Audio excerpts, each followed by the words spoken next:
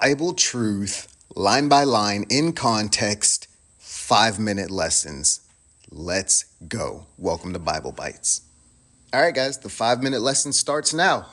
All right, what's going on, guys? So we left off with Romans 2:14, and our understanding of the law is getting structured right now. So it's getting dropped in piece by piece, and we're just going to keep going with that. So Romans 2:14, what do we know about the law from this, right?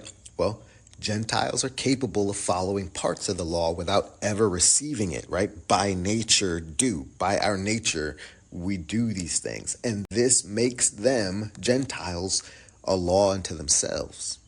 Now, a Gentile capable of following the law, they have never been told, right, binds themselves to be judged by the law because it's our nature to know God's law, know God's standard, right? So now you understand, hearing the law does not cause or stop someone from obeying it, right? It doesn't make you a doer of the law to hear it. Now, Romans 2:15, it shows the work, the spirit, the essence, the knowledge of law has been written in our hearts. And our conscience, it says, look at the text, is evidence of this invisible heart law. It's the spirit. Our conscience is the spirit of law manifested.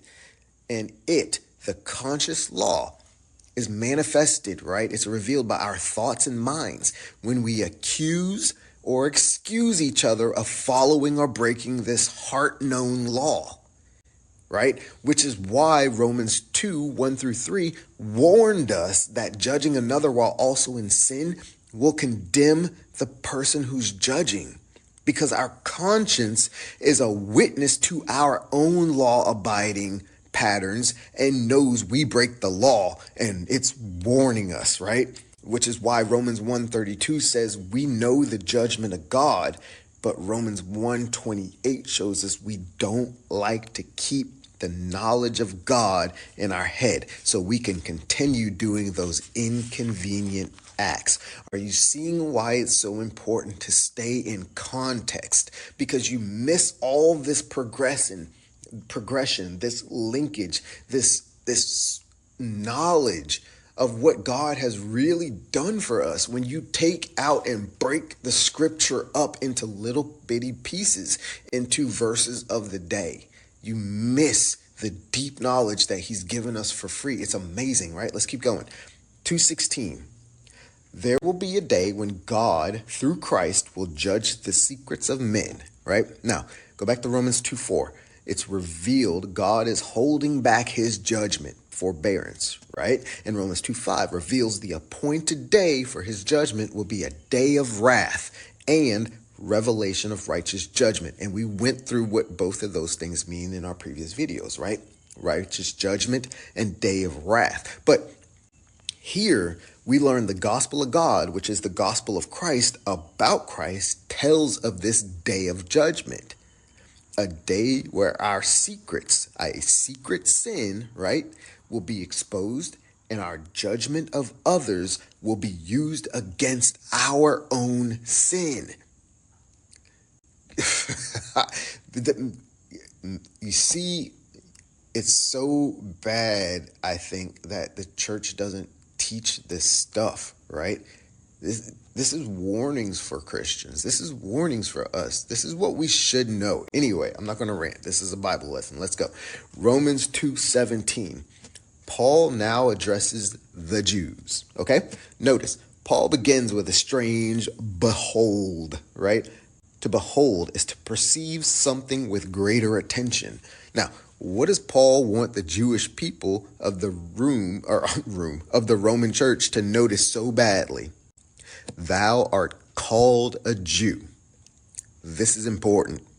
Paul right up front challenges their identity as a Jew. He does not say they are Jewish, only that they're called a Jew, indicating Jew is not an ethnic identity, but possibly a title or status. Paul even tells us what this title and status requirement appears to be. They restest in the law, and they makest thy boast of God. Context check. Romans 1 and 2 have clearly established that possibly no man wants God with them.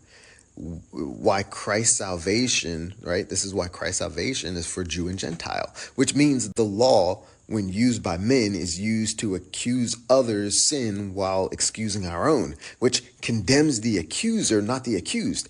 Romans 2:1. So, Romans 2:17, claiming Jews rest in the law, is confusing to me, right? But then Paul says, Jews, make thy boast of God. But look here, boast, to brag, speak of oneself pridefully. So Jews speak pridefully of themselves about their relationship with or to God in some way. But remember, Romans 2:11, there is no respect of persons with God. So right away, we know Paul is staging an argument against the Jewish people's choice to identify themselves the way that they do. We're going to stop there. I'm over time. Love you guys. We are going to pick it up with Romans 2:18 and 2:19. All right. This is cool. Let's keep going. We're on the journey to obedience. Remember, we're going to find it. I know we are. So let's rock. Love you. Bye.